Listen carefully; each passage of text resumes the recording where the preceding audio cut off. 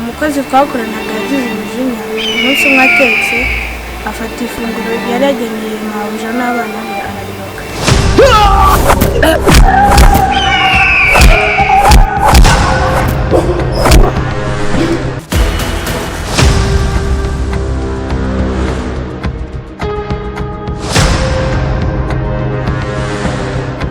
Koko abantu ariko nange nta kibazo.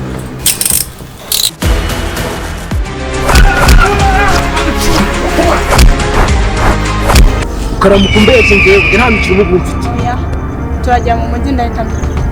Ugomba kuyabikuza ukayaha tukagumana ugomba gukoresha ibintu byose nshaka.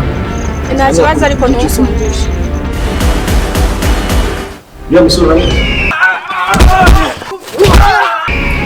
Muzungu. Numuki?